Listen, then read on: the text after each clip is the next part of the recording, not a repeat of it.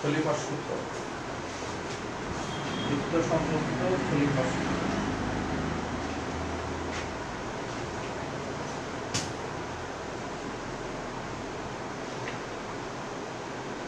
আচ্ছা, এই খলিফার সূত্রটা জানার আগে আমরা আর একটু ভূমিকা দেব আর কি। খলিফার সূত্রটা আসলে খুব কঠিন কিছু না, কিন্তু কোনো কারণে আমাদের পাঠ্যপুস্তকে, বেশ কিছু পাঠ্যপুস্তকে খলিফার সূত্রটা আছে। ইন্টারমিডিয়েট জ্যামিতি, এইচএসসি জ্যামিতি পাঠ্যপুস্তকে খলিফার সূত্র আছে, কিন্তু অনেকটা ইগনোর করার মতো ভাবে এটাকে উপস্থাপন করা হয়, অ্যাজ ইফ এটা থার্ড মেথড বা সেকেন্ড মেথড বা বিকল্প পদ্ধতি এরকম। কিন্তু আমার বিবেচনায় খলিফার সূত্রটা আসলে একটা কার্যকর জিনিস, ভালো জিনিস, এটা স্টুডেন্টরা অ্যাপ্লাই করতে পারা উচিত। তো আমি দেখছি যে অনেক শিক্ষকরাও এটাকে তেমন একটা গুরুত্ব দেয়। তো খলিফার সূত্রটা হচ্ছে মূলত, এই সূত্রটার উদ্দেশ্য হচ্ছে দুই বিন্দুগামী বৃত্তের সাধারণ সমীকরণ। এটা হচ্ছে খলিফার সূত্রের সাধারণ সমীকরণ।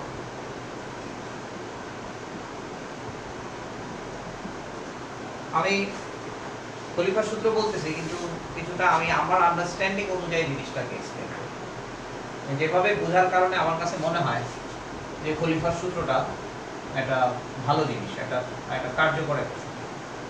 আচ্ছা, দুই বিন্দুগামী বৃত্তের সাধারণ সমীকরণ।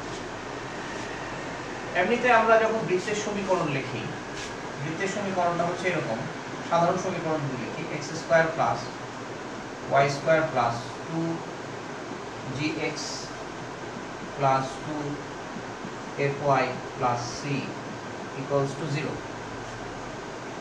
তাহলে এখানে আমাদের ইচ্ছামূলক ধ্রুবক বা আরবিট্রারি কনস্ট্যান্ট হচ্ছে তিনটা, g, f এবং c। তো এটা আমরা ছোটবেলার পড়া জ্যামিতি থেকে জানি যে একটা বৃত্তকে নির্দিষ্ট করতে হলে বৃত্তের উপর তিনটা বিন্দু জানা আবশ্যক। একটা বৃত্তের উপর যদি আমরা তিনটা বিন্দু জানি, তাহলে বৃত্তটাকে বের করা যায় কিভাবে? এটা একটা জ্যা হতে পারে, এটা একটা জ্যা হতে পারে। তাহলে এই জ্যায়ের লম্ব দ্বিখণ্ডক আঁকি আমরা, আর এই জ্যায়ের লম্ব দ্বিখণ্ডক আঁকি, ফলে বৃত্তটার কেন্দ্র পাওয়া যায়। আর কেন্দ্র পাওয়া গেলে এই ব্যাসার্ধ, এটাও ব্যাসার্ধ, এগুলো সবগুলো ব্যাসার্ধ, তাহলে বৃত্তটাকে আমরা এঁকে ফেলতে পারি। ঠিক আছে? এখন দেখেন, এই যে এই তিনটা বিন্দু যদি জানা থাকে, তাহলে আসলে এই তিনটা আননোনকে সলভ করা যায়, তাহলে বৃত্তটা নির্দিষ্ট হবে। ঠিক আছে? তিনটা বিন্দু জানা থাকলে এই তিনটা আননোনকে সলভ করা যায়। এখন এই তিনটা বিন্দু জানা অথবা ইকুইভ্যালেন্ট এমন কোনো কন্ডিশন জানা, যে কন্ডিশনে এই তিনটা কন্ডিশন বা তিনটা বিন্দু ফিক্স করা যাবে। মানে হলো, বৃত্তকে জানতে হলে আমাদের কি কি জানা দরকার। আমরা এখন একটু অন্যভাবে বলি। আমরা বললাম বৃত্ত জানতে হলে আমাদের তিনটা বিন্দু জানতে হয়, কিন্তু না, বৃত্ত জানতে হলে তো তিনটা বিন্দু জানতে হয় না। বৃত্তের কেন্দ্র জানতে হয় আর একটা বিন্দু জানতে হয়। তাহলে এখানে ব্যাপারটা কেমন হয়ে গেল? শর্ত দুইটা, কেন্দ্র জানা আর একটা বিন্দু জানলেই তো বৃত্ত নির্দিষ্ট হয়ে যায়, ঠিক না? কিন্তু তাতে করে কি একটু কন্ট্রাডিক্টরি হয়ে গেল না?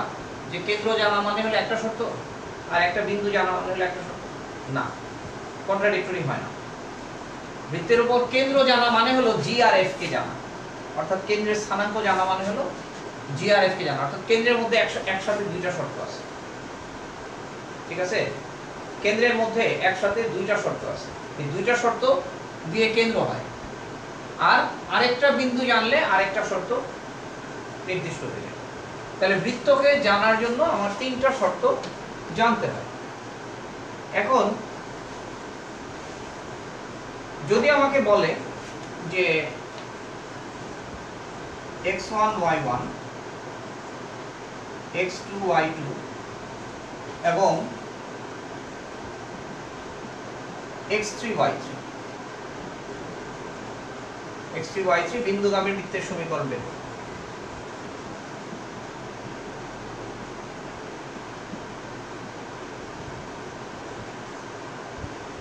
এই 3 বিন্দুগামী বৃত্তের সমীকরণ বের করব।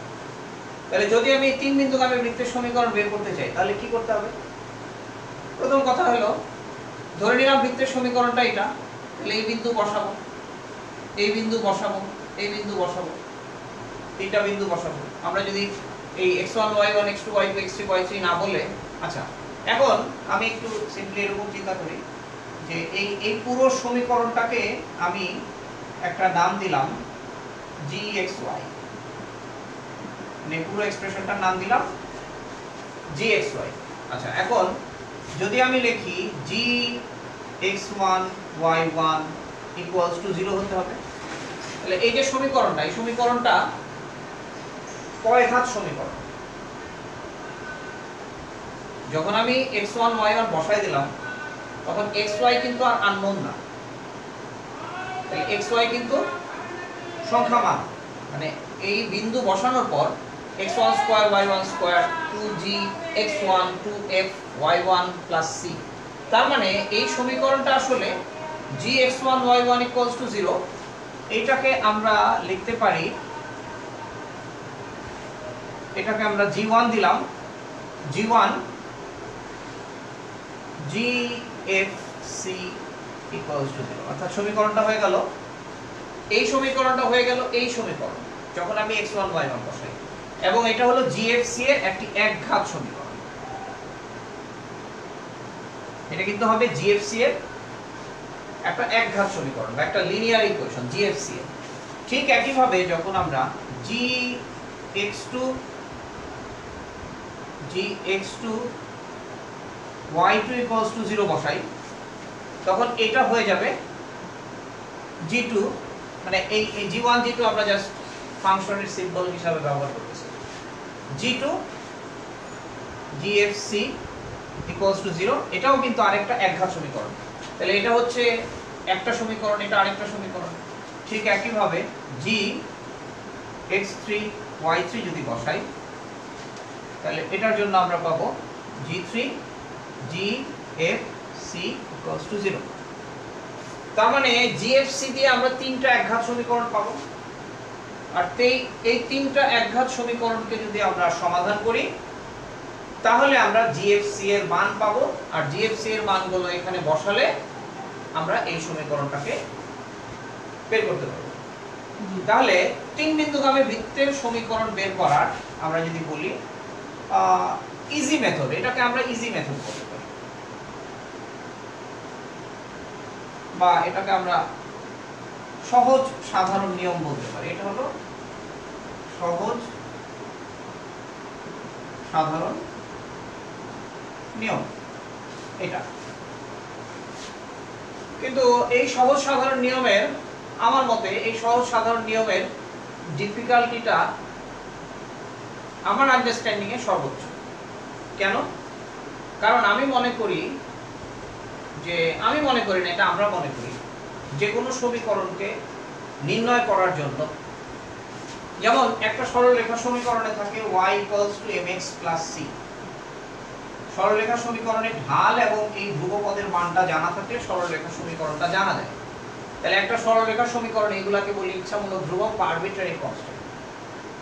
তাহলে সরলরেখার সমীকরণ বের করার জন্য যদি আমাকে দুইটা আননোনই বের করতে হয় তাহলে প্রবলেমটা হচ্ছে সর্বোচ্চ মাত্রার প্রবলেম, যেখানে ঢালও জানা নাই ধ্রুবপদও জানা নাই।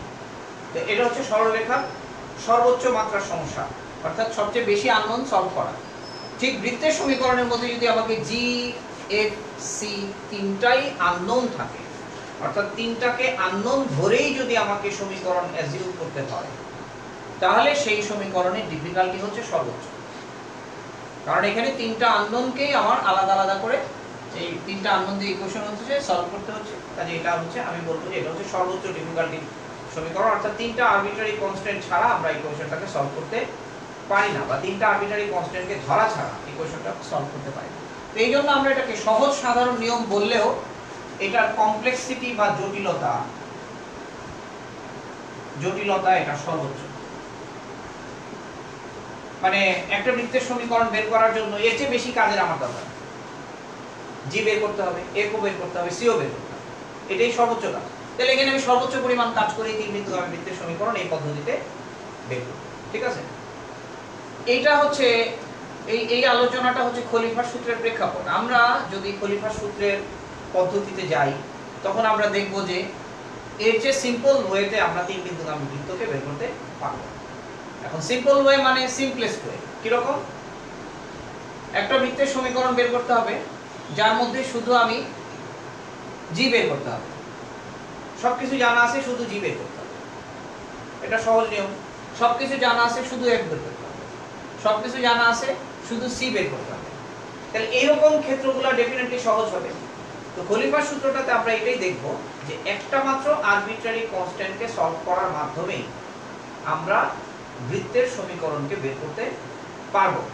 সে কারণে আমরা বলবো যে খলিফার সূত্রটা হচ্ছে সবচেয়ে সহজ সূত্র। তো এই এখন এটা আমি মুছে ফেলি।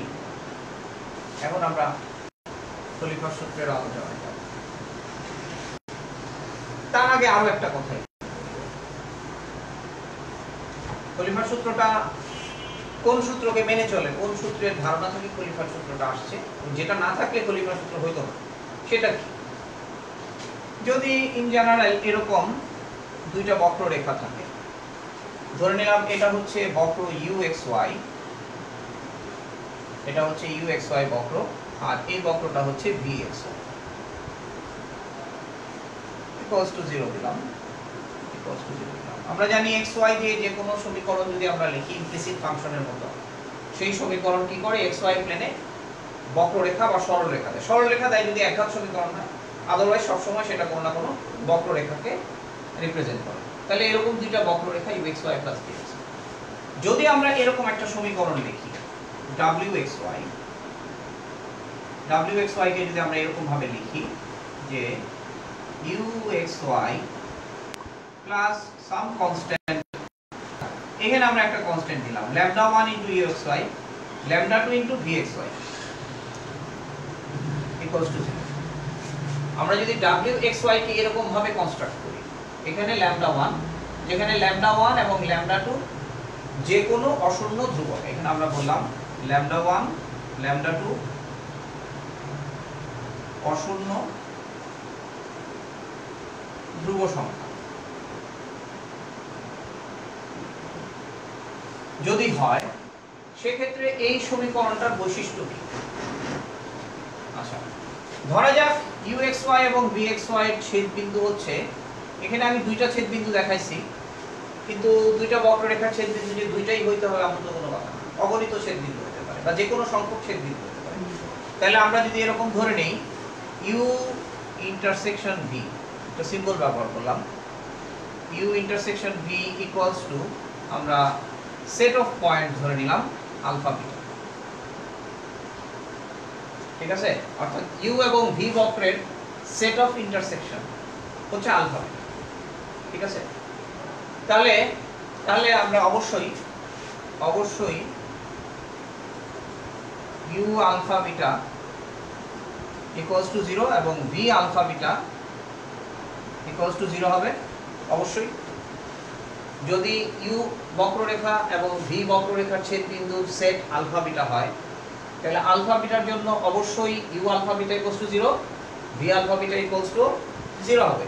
এখন আমরা এই সমীকরণটা লিখব, এই সমীকরণটাতে আমরা যদি দেখি যে what about W alpha beta, এটা ইকুয়াল টু লিখতে পারি W alpha beta equals to λ1 U alpha beta plus λ2 V alpha beta equals to 0, equals to 0 হবেই। কারণ আচ্ছা এখন দেখো যে W alpha beta equals to U alpha beta plus λ1 into U alpha beta, λ2 into V alpha beta, তাহলে এই অংশটা তো শূন্য হবে, এই অংশটা শূন্য হবে, এই অংশটাও শূন্য হবে। তার মানে আলফা বিটার জন্য এই এক্সপ্রেশনটা সব সময় 0, মানে এই এক্সপ্রেশনটা সব সময় আলফা বিটার জন্য 0 হবে। ঠিক আছে, তাহলে এই এক্সপ্রেশনটা আলফা বিটার জন্য 0 হওয়ার অর্থ কি? 0 হওয়ার অর্থ হচ্ছে যে λ1 * UXY, তাহলে আমরা লিখতে পারি সুতরাং λ1 * UXY plus lambda 2 into vxy equals to 0 সমীকরণটি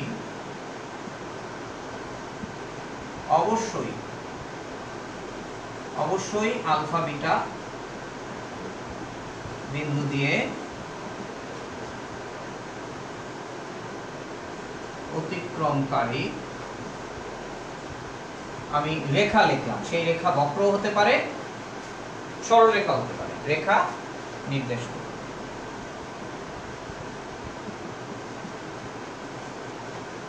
তার মানে হলো যে এই ধরনের সমীকরণ অবশ্যই আলফা বিটা বিন্দু দিয়ে অতিক্রমকারী রেখা নির্দেশ করবে, কিংবা আমরা বলতে পারি ইউ এবং ভি এর ছেদ বিন্দুগামী বক্ররেখা, এটাকে আমরা বলতে পারি, বা এটাকে আমরা বলতে পারি এরকম যে এটাকে আমরা বলতে পারি ইউ, এখানে শুধু ইউ লিখলাম আর কি, ইউ মানে ইউ এক্স ওয়াই, এবং ভি এর ছেদ বিন্দুগামী রেখা, ছেদ বিন্দুগামী।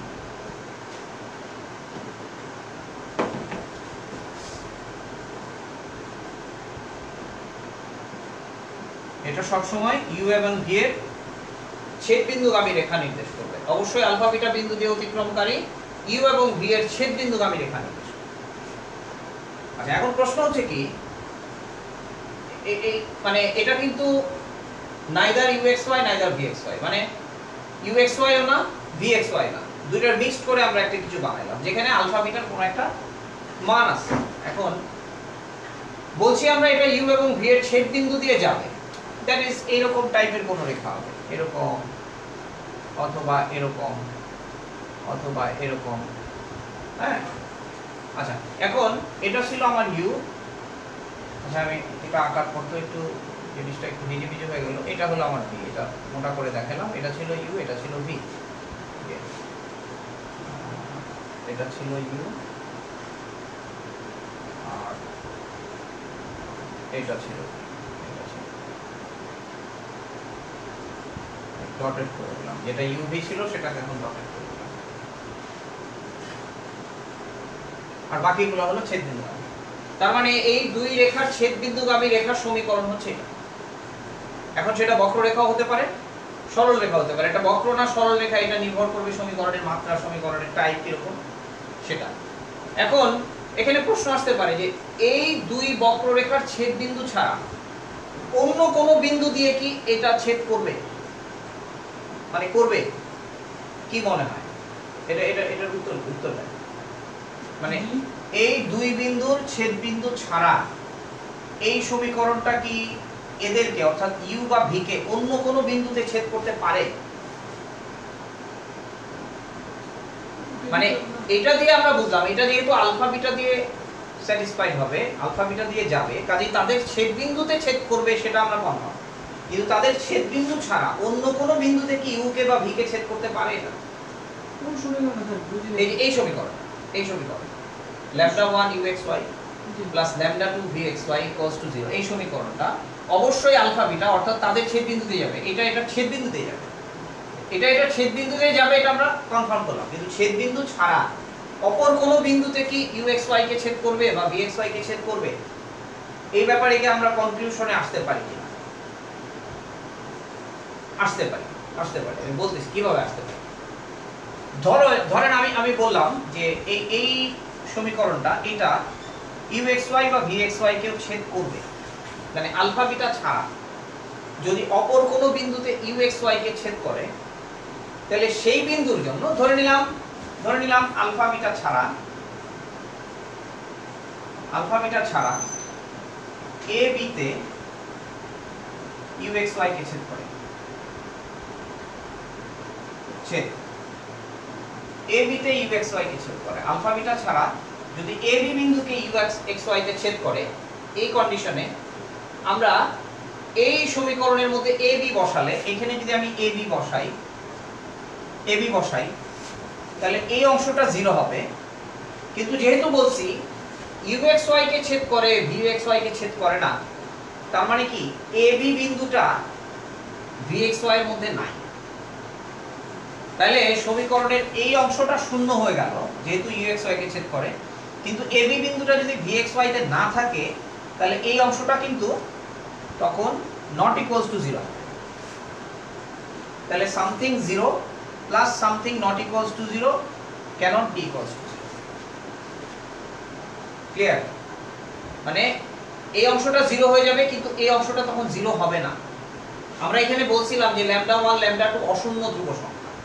λ1 λ2 শূন্য না, কারণ λ1 λ2 যদি শূন্য হয়ে যায়, তাদের যে কোনো একটা যদি শূন্য হয়ে যায় তাহলে আসলে uxy ইটসেলফ মানে বক্ররেখার যে কোনো একটা, আমরা ভাবতেছি যে এদের ছেদবিন্দুগামী বক্ররেখা মানে হচ্ছে এদেরকে ছাড়া অন্যগুলোকে মিন করতেছি। হ্যাঁ, এরা নিজেও তাদের ছেদবিন্দুগামী, এটা তো বলার অপেক্ষা রাখে না, এরা নিজেও তাদের ছেদবিন্দুগামী। এরা যেহেতু নিজেও তাদের ছেদবিন্দুগামী, কাজে uxy vxy আসবে না এমন কেসটাকেই আমরা চিন্তা করতেছি। তাহলে ব্যাপারটা হচ্ছে যে যদি আমি আলফা বিটা ছাড়া এবি বিন্দুতে এই পুরো সমীকরণটা অর্থাৎ wxy, এটাকে আমরা বলছি wxy, মানে এই ফর্মটাকে আমরা টোটাল নাম দিছি wxy। তাই যদি wxy যদি আলফা বিটা ছাড়া অন্য কোনো বিন্দুতে ছেদ করে তাহলে এই অংশটা 0 হবে, এবি বিন্দুতে এই অংশটা 0 হবে, এই অংশটা 0 হবে না। তার মানে বাম পক্ষ সমান ডান পক্ষ হচ্ছে না। তার মানে আলফা বিটা ছাড়া এবি বিন্দুতে uxy কে ছেদ করা সম্ভব না। ঠিক একই ভাবে আমরা দেখাতে পারি যে আলফা বিটা ছাড়া যদি অপর কোনো বিন্দু সিডি তে, ধরে নিলাম অপর কোনো বিন্দু সিডি তে যদি সে vxy কে ছেদ করে তাহলে এই অংশটা অবশ্যই 0 হবে, এই অংশটা 0 হবে। কিন্তু UCD হলো বিন্দু, UCD বিন্দুর স্থানাঙ্ক, এটা হবে নট ইকুয়ালস টু 0। তাহলে এটা নট ইকুয়ালস টু 0, এটা ইকুয়ালস টু 0। তাহলে something not equals to 0 plus something equals to 0 cannot be equals to 0। তাতে করে বুঝলাম কি যে এই সমীকরণটা uxy এবং vxy এর ছেদ বিন্দু ছাড়া অন্য কোনো বিন্দুতে তাদের দুজনের কাউকেই ছেদ করবে, এটা আমরা কনফার্ম করলাম। তাহলে এই জিনিসটা আমাদের বোঝা খুব জরুরি। আমরা এটা সরলরেখার ক্ষেত্রেও করি, দুইটা সরলরেখার ছেদ বিন্দুতে সমবিন্দু সরলরেখার সমীকরণ কি করি, একটার সাথে আরেকটাকে কে দিয়ে যোগ করে দিই। কিন্তু কেন জিনিসটা এটা আমরা বুঝি না, বা বুঝি, আমরা অনেকে বুঝি কিন্তু এই বিশ্লেষণটা দরকার। তো এইটা দিয়ে আমি এই জিনিসটাকে বুঝাইলাম। এখন এটাকে যদি আমি সরলরেখার ক্ষেত্রে ব্যবহার করি তাহলে সমীকরণটা হবে λ1 ইনটু একটা সরলরেখা প্লাস λ2 ইনটু আরেকটা সরলরেখা ইকুয়াল টু 0। এখন প্রশ্ন হচ্ছে এখানে তো দুইটা ধ্রুবক দিয়ে আমি বললাম, তাহলে দুইটা ধ্রুবক, আমরা তো একটা ধ্রুবক ব্যবহার করি, প্রথম সরলরেখা প্লাস k ইনটু আরেকটা সরলরেখা। কেন সেটা করি, এটার কারণ আছে, এটা আমরা এখন ব্যাখ্যা করি। তার মানে এটাই হচ্ছে আমাদের যে এখন এগুলো সবই মুছে ফেলতে পারি। wxy equals to λ1 uxy plus λ2 vxy equals to 0। λ1 λ2 অশূন্য ধ্রুব সংখ্যা, এইটাকে এখন মুছতেছি।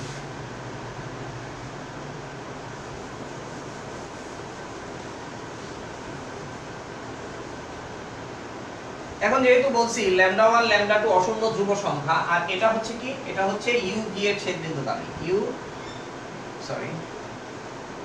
এটা হলো u এবং v এর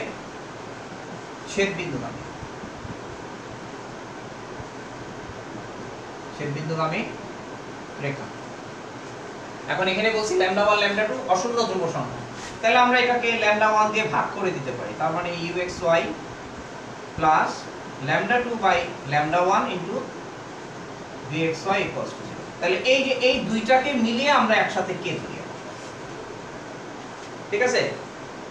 এখন এই ফর্মটা লেখার একটা যৌক্তিকতা আছে। প্রথম আমরা এই ফর্মটা লিখে তারপরে এটাকে এটা বানাই, এটা একটা কারণ আছে। কারণ হলো যে আমরা যেহেতু একটা জেনারেল ফর্মুলা লিখতেছি, যেমন দুইটা সরলরেখার ক্ষেত্রে যদি বলা হয় এই সরলরেখা দুইটার ছেদবিন্দুগামী একটা সরলরেখা কি হতে পারে, সে নিজে হতে পারে, সে নিজেও হতে পারে, ঠিক না? তাহলে যখন আমি জেনারেল এক্সপ্রেশনটা লিখব, সেই এক্সপ্রেশনে ওদেরকেও প্রকাশ করার একটা অপশন থাকা উচিত। কিন্তু আমরা যে সমস্ত গাণিতিক সমস্যাগুলো করি তার ক্ষেত্রে ওদেরকে ছাড়া অন্যদেরকেই আমরা বের করি, তাই আমরা সমীকরণটা এই ফর্মে ব্যবহার করি, ঠিক আছে? কিন্তু জেনারেল ফর্ম কিন্তু আসলে এটা। কেন? কারণ যেমন এটাকে যদি আমি u বলি আর এটাকে যদি আমি v বলি, তাহলে দেখেন ল্যামডা 2 ইকুয়ালস টু 0 বসালে আমরা u পাই, এই যে uxy ইকুয়ালস টু 0, ঠিক আছে। আর ল্যামডা 1 ইকুয়ালস টু 0 বসালে আমরা v কে পাই। অর্থাৎ এরকম ভাবে লিখলে হয় কি, ল্যামডা 1 ল্যামডা 2 এর পছন্দমতো মান চুজ করে আমরা u v কেও প্রকাশ করতে পারি। এই জন্য এই ফর্মটা হচ্ছে জেনারেল। কিন্তু যেহেতু যখন আমার সমীকরণ নির্ণয় করতে হয় তখন এদেরকে ছাড়া অন্য রেখাটাই আমরা বের করি, সেই জন্য ল্যামডা 1 ল্যামডা 2 অশূন্য। অর্থাৎ এদের কোনোটাই যদি অশূন্য হয় তাহলে আমরা এদের নিজেদেরকে পাই না, অন্য কোনো রেখা পাই। সে কারণে আমরা এটাকে এই ফর্মে এনে আমরা সরাসরি uxy + k * vxy = 0 এই ফর্মটাকে ব্যবহার করি। এখন এই জিনিসটাই আমরা খলিফার সূত্র প্রতিপাদনে ব্যবহার করব। অর্থাৎ কোন একটা বক্ররেখা প্লাস k ইনটু অপর কোন বক্ররেখা, এভাবে করে যদি আমরা কোন একটা সমীকরণ লিখি তাহলে ওইটা কি হবে, তাদের ছেদবিন্দুগামী বক্ররেখাকে প্রকাশ করে। ঠিক আছে, এই জিনিসটা আমরা বুঝলাম। আচ্ছা,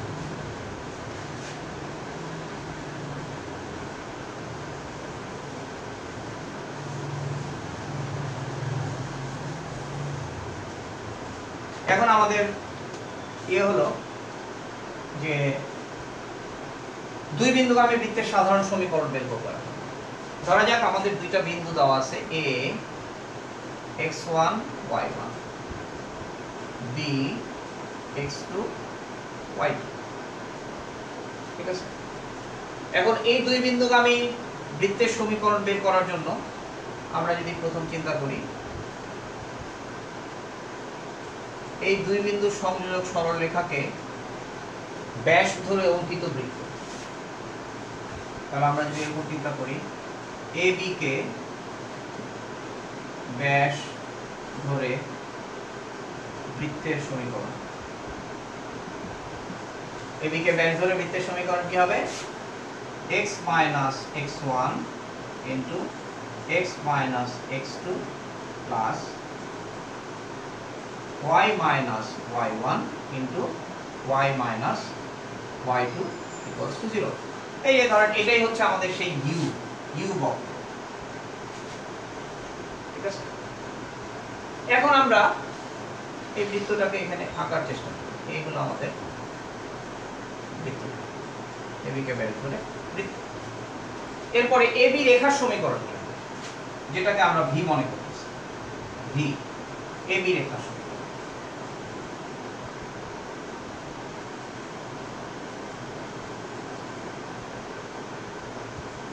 AB রেখার সমীকরণ হবে v, যেটাকে আমরা v লিখতেছি, AB রেখার সমীকরণ x - x1 into y1 - y2 minus y - y1 into x1 - x2 equals to 0। দুই বিন্দুগামী রেখার সমীকরণ, ঠিক না? ঠিক লিখছি তো? হ্যাঁ, এখানে মাইনাস আছে, দুই বিন্দুগামী রেখার সমীকরণ। তাহলে এখন আমরা u আর v পাইছি, তাহলে u v এর ছেদবিন্দুগামী বক্ররেখা, u v এর ছেদবিন্দুগামী বক্ররেখা, তাহলে আমরা বলতেছি u বৃত্ত এবং v রেখা ছেদবিন্দুগামী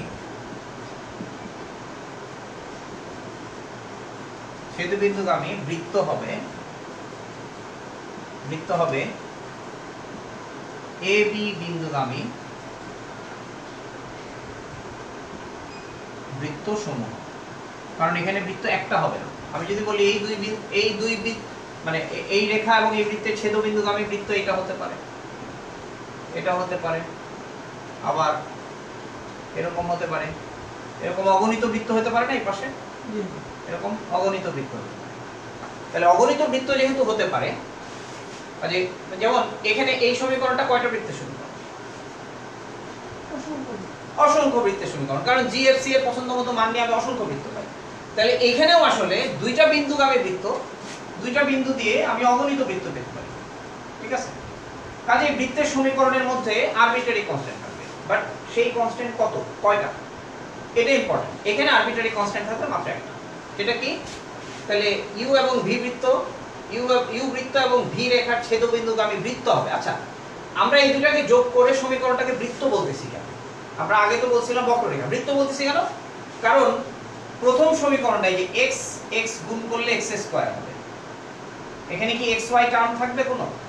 নাই, x স্কয়ার হবে, এখানে হবে y স্কয়ার, এখানে x টার্ম থাকবে, এখানে y টার্ম থাকবে, x1 x2 গুণ করলে এখানে ধ্রুবপদ হবে, y1 y2 গুণ করলে এখানে ধ্রুবপদ হবে। তার মানে এই এক্সপ্রেশনটা হচ্ছে x square y square x এবং y সমন্বিত সমীকরণ, এবং x স্কয়ার আর y স্কয়ার হবে, x স্কয়ার y স্কয়ারের সাথে কোনো অসমান সহগ থাকবে না। তাহলে এটা হচ্ছে xy এর একটা দ্বিঘাত যা বৃত্তের মতো, আর এটা হচ্ছে xy এর একটা একঘাত। তাহলে সমীকরণ যখন যোগ করব তখন আমরা কি পাইতেছি? সমীকরণের রূপটা কি হবে? x square y square x y আর ধ্রুবপদ। তাহলে সমীকরণের চেহারাটা বৃত্তের মতো। কাজেই আমরা অবশ্যই বলবো u এবং v এর সমীকরণকে যদি কোনো আরবিট্রারি কনস্ট্যান্ট দিয়ে যোগ করি তাহলে সমীকরণটা অবশ্যই হবে কি? একটা বৃত্ত। তাহলে এখন আমরা লিখব ছেদবিন্দুগামী বৃত্ত হবে এবি বিন্দুগামী বৃত্তসমূহ। তাহলে আমরা লিখব সুতরাং x1 y1 x1 y1 ax1 y1 bx2 y y2 বিন্দুগামী বৃত্তসমূহের, এটাকে আমরা বলি family of circle, family of circles. বৃত্তসমূহের সমীকরণ, সমীকরণ হবে হলো, আমরা এটা লিখব, ওই যে প্রথম জেনারেল সূত্রটা লিখি, u প্লাস ল্যামডা, বা এখানে কে লিখি, কে, এই খলিফার সূত্রের সম্মানে কে লিখতেছি, কে, কে into v equals to 0, that is uxy, এটাকে লিখব uxy plus k into vxy vxy equals to 0। অর্থাৎ এখানে uxy হচ্ছে ব্যাস ধরে বৃত্তটা, আর vxy হচ্ছে ব্যাসের সমীকরণ, অর্থাৎ ওই দুই বিন্দু সংযোগ রেখার সমীকরণ ইকুয়াল। এইটাকে আমরা কিন্তু দুই বিন্দুগামী বৃত্তের সাধারণ সমীকরণ মনে করতে পারি। এটাই হলো সূত্র। আমরা যদি এটা মনে রাখি তাহলেই হবে। এখন এটাকে ইচ্ছা করলে আমরা একটা ফর্ম দিতে পারি, যেই ফর্মটা আমরা ইচ্ছা করলে মুখস্থ করতে পারি, কিন্তু আমি মনে করি এটা মুখস্থ করার প্রয়োজন নাই। আমরা মুখস্থ করে একবার এর ক্যালকুলেশন করতে পারবো, কিন্তু মুখস্থ করার চাইতে এই ফর্মটা মনে রাখাটা জরুরি। হ্যাঁ, এখন আমরা এই ফর্মটাকে আমরা ইচ্ছা করলে একটা মুখস্থ ফর্মে দিতে পারি। সেই ফর্মটা কিভাবে হবে সেটা আমি একটু দেখি।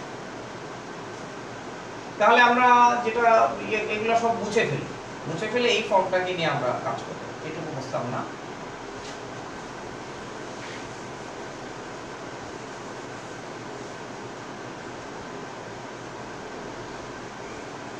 এটা মুছে দুই বিন্দুগামী বৃত্তের সাধারণ সূত্র।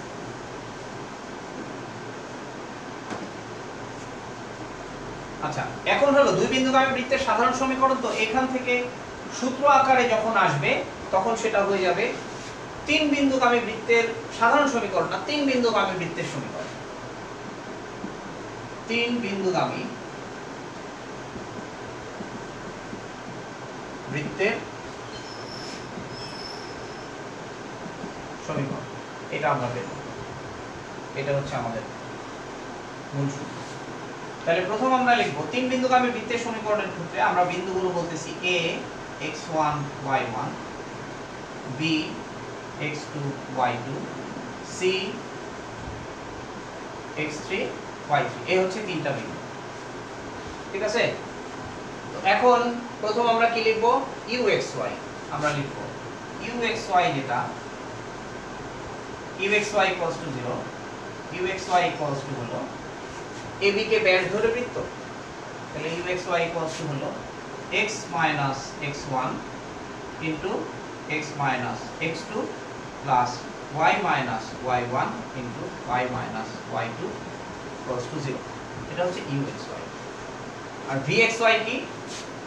vxy equals to হচ্ছে x minus x1 into y1 minus y2 minus y minus y1 into x1 minus x2 equals to 0।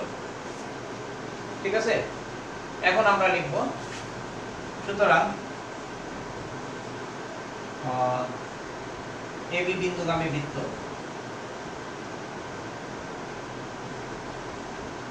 AB বিন্দুগামী বৃত্ত হবে এরকম x - x1।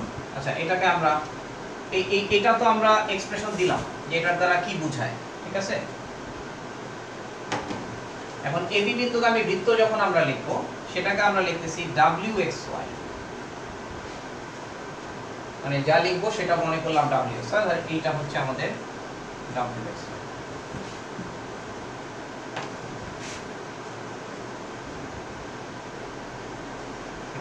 তাহলে wxy equals to আমরা লিখব uxy, মানে এটা আমরা বের করে নিব, বিন্দু বসিয়ে এটা বের করে নিব, এটা বের করে নিব, সেই জায়গায় এই মানটা লিখব, এটা বের করার পর এটা লিখব xy plus some constant lambda into vxy equals to 0।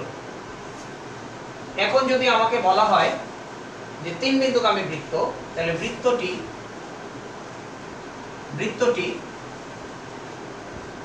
x3 y3 বিন্দুগামী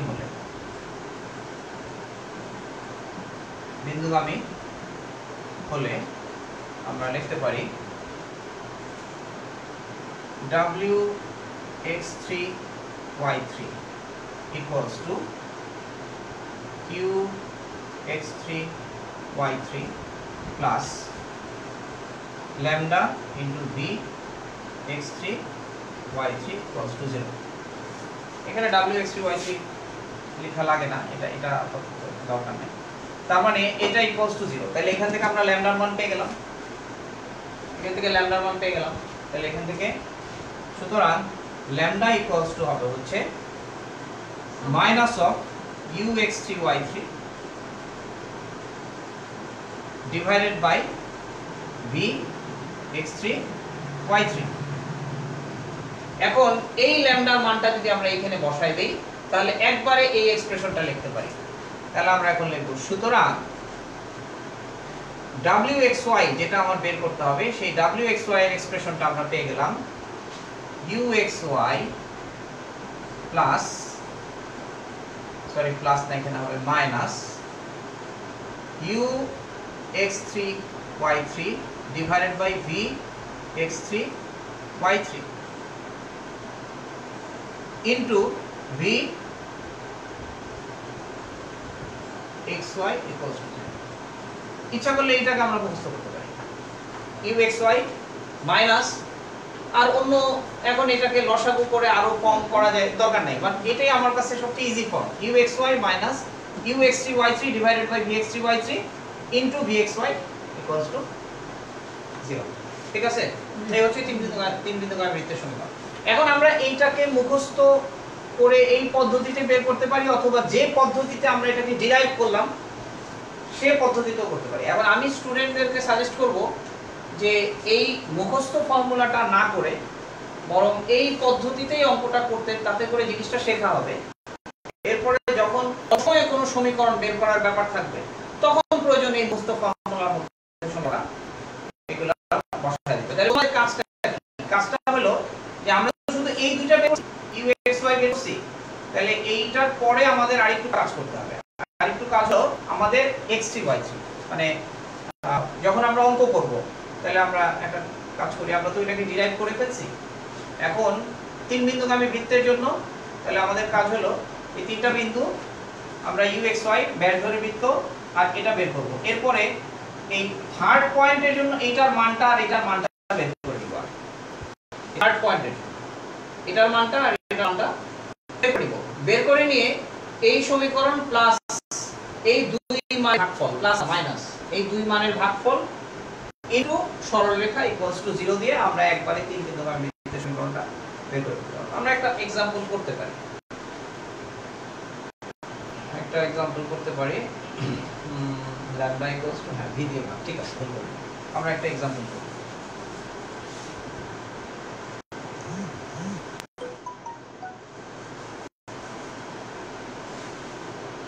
আছে চলছে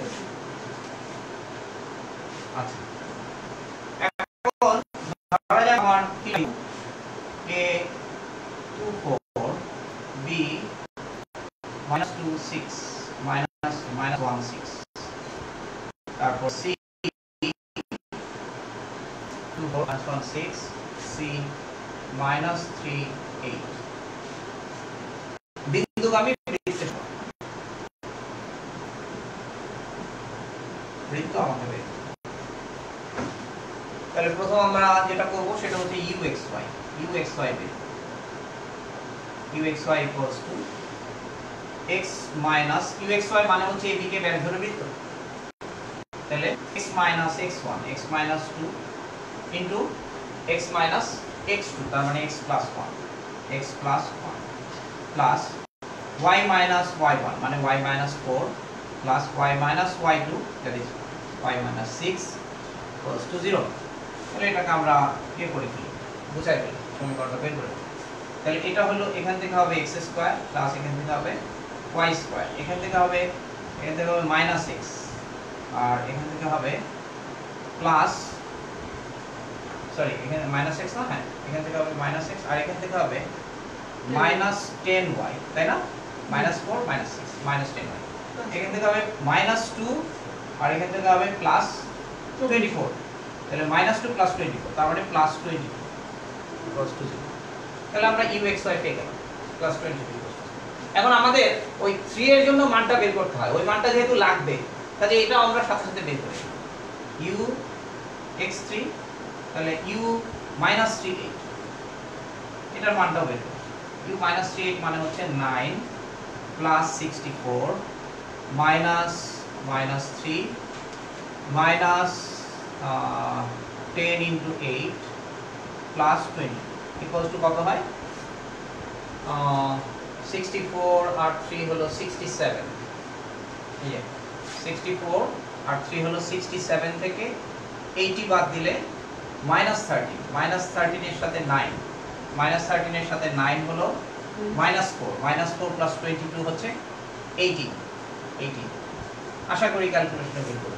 আবার দেখি 64 67 থেকে 80 বাদ দিলে 13 -13 আর 9 হচ্ছে -4 প্লাস 22 18। ঠিক একইভাবে আমরা এখন আমরা vxy দেখব, মানে সরলরেখাটা। তাহলে vxy ইকুয়ালস টু হচ্ছে x minus x1 মানে হচ্ছে 2 x minus x1 into y1 minus y2 that is 4 minus 6 minus y minus y1 হচ্ছে y minus 4 into x1 minus x2 মানে হচ্ছে 2 minus 1 তার মানে 2 plus 1 equals to 0। that implies এটা কি হলো minus 2 তার মানে minus 2x plus 4, এখানে minus 2 হবে তাহলে minus 2x plus 4 আর এখানে হবে 3 তার মানে minus 3y minus plus into 3 plus 12 equals to 0। that is 2x আচ্ছা এখানে হবে হচ্ছে 16 তাহলে এটা -16 হয়ে যাবে, তাহলে 2x plus 3y minus 16 equals to 0। তাহলে এটা হলো আমার vxy। তাহলে এখন vx3y3 কত, vx3y3 হচ্ছে -3 8, তাহলে আমরা বসালাম -3 8 তার মানে v -3 8 equals to হচ্ছে 2 এর জায়গায় -3 2 into -3 তার মানে এটা হবে -6 আর 8 মানে হচ্ছে 3 8 24 plus 24 minus 16 equals to কত হয় 6 6 12 -22 plus 24 equals to হচ্ছে 2। বাহ চমৎকার মান আসছে। তাহলে একটা আসছে 18 আর একটা আসছে 2। এখন আমরা লিখব সুতরাং 3 বিন্দুগামী বৃত্ত। আচ্ছা আমরা লিখব সুতরাং ABC বিন্দুগামী বৃত্ত। সুতরাং ABC বিন্দুগামী বৃত্তের সমীকরণ একবারে লিখে ফেলবো। প্রথম আমরা ওই যে u(x,y) লিখবো, that is x² + y² x² + y² -x - 10y +22, তারপরে হচ্ছে minus ux3y3, that is ux3y3 এর মান ছিল 18 ডিভাইডেড বাই vx3y3, এটার মান হলো আমাদের 2, এটার মান হচ্ছে 2। তারপরে হচ্ছে vxy হচ্ছে এটা 2x + 3y - 16 2x + 3y - 16 = 0। তাহলে এখানে এটা 9 হয়ে যাবে, এটা কাটাকাটি করে এখানে 9 লিখে ফেলি 9। এখন আমরা একবারে হিসাব করে লিখব। তাহলে বৃত্তের সমীকরণ হয়ে গেল x² + y²। এখন এখানে হচ্ছে 9 দুগুণে 18 -18x - x, তার মানে -19x। তারপরে হচ্ছে এখানে 10y, আর এখানে হবে -9 × 3 -27, তাহলে -27 - 10 হবে হলো -37y। তারপরে হচ্ছে এখানে +22 -9 × 16, আচ্ছা -9 + 16, তাহলে 9 16, আচ্ছা 10 16 160, তাহলে 9 16 কত হবে, 16 বাদ দিলে 144, 9 16 144, 144 এর সাথে 22 যোগ করলে হবে হলো +166 166। ঠিক আছে, এটা হচ্ছে 3 বিন্দুগামী বৃত্তের সমীকরণ। আমরা এইভাবে করতে পারি, এবং ডেফিনেটলি এটা অন্য যে কোনো মেথডের চেয়ে সহজ মেথড, সুন্দর মেথড, ডেফিনেটলি ভালো মেথড। যদি এই নিয়মটা আমাদের স্টুডেন্টরা না শিখে বা টিচাররা যদি না শেখায়, তাহলে আমি বলবো টিচাররা স্টুডেন্টদেরকে বঞ্চিত করতেছে এই নিয়মটা না শেখানোর মাধ্যমে। ঠিক আছে, তাহলে এই নিয়মটা যেন অবশ্যই স্টুডেন্টরা শিখে 3 বিন্দুগামী বৃত্তের সমীকরণের ক্ষেত্রে। আচ্ছা, এখন আমরা এইটার উপর আমি আরেকটু কয়টা বাজে? হ্যাঁ, 4টা বেজে গেছে। আচ্ছা, এইটার আমি একটু হিন্টস দিব, একদম অ্যাপ্লিকেশন দেখাবো না, এটার একটু হিন্টস দিব যে আমরা যদি 2 বিন্দুগামী বৃত্তের সাধারণ সমীকরণ হিসাবে ওই যে আমি যে ফর্মটা লিখছিলাম, যে এই ফর্মটাকে রাখি uxy প্লাস ল্যামডা vxy = 0, এইটাকে যদি আমরা 2 বিন্দুগামী বৃত্তের সাধারণ সমীকরণ হিসাবে রাখি, যেখানে uxy হচ্ছে ওই 2 বিন্দুর সংযোজক রেখাকে ব্যাস ধরে বৃত্ত, আর vxy হচ্ছে ওই 2 বিন্দুগামী রেখা।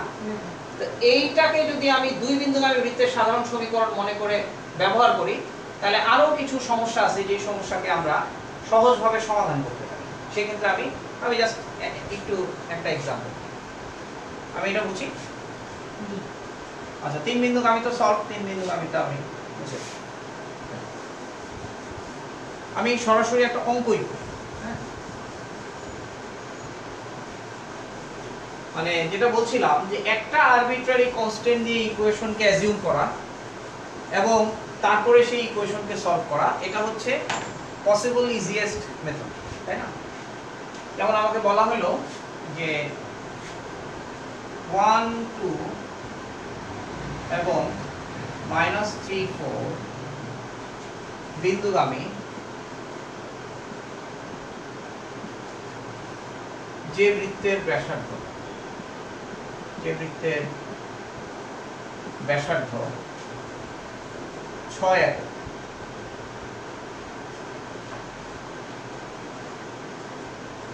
একটু বাড়ায় ধরি,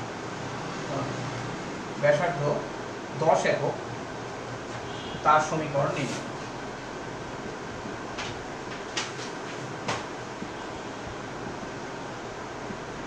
এখন একটা জিনিস দেখেন যে 2টা বিন্দুগামী একটা বৃত্ত, তার ব্যাসার্ধ, তাহলে বোঝা যাচ্ছে কি এই 2 বিন্দুগামী এ বি, 2টা বিন্দু, এটা হচ্ছে জ্যা, তাহলে এখানে লম্ব দ্বিখণ্ডক হবে, তাহলে ব্যাসার্ধটা এখানে, অর্থাৎ বৃত্তটার কেন্দ্র এই রেখার উপর কোথাও হবে, ঠিক না? এই রেখার কোথাও হবে। তাহলে কেন্দ্রটা যেমন এখানে হতে পারে, কেন্দ্রটা এখানেও হতে পারে। কেন্দ্র এখানে হলে একটা বৃত্ত, আর কেন্দ্র এখানে হলে আরেকটা বৃত্ত, কিন্তু এই 2টা বৃত্তের একটাই সত্য। মানে এত বিন্দুগামী যে বৃত্তের ব্যাসার্ধ 10 একক, তাহলে বিন্দু দুইটা এরকম ধরে নিলাম যে এ বি দুইটা বিন্দু, তাহলে এই দুই বিন্দুকে আমি বৃত্ত মানে এটা হবে বৃত্তের একটা জ্যা,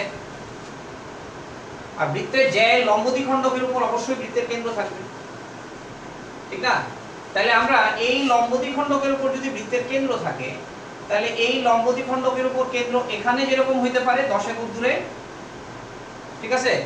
এই যে এখান থেকে এই দূরত্বটা 10, ঠিক আছে, আর এই দূরত্বটা 10। এটাকে আমরা কিন্তু জিওমেট্রিক্যালি সলভ করতে পারি, জিওমেট্রিক হেল্প নিয়ে সলভ করতে পারি। কিভাবে?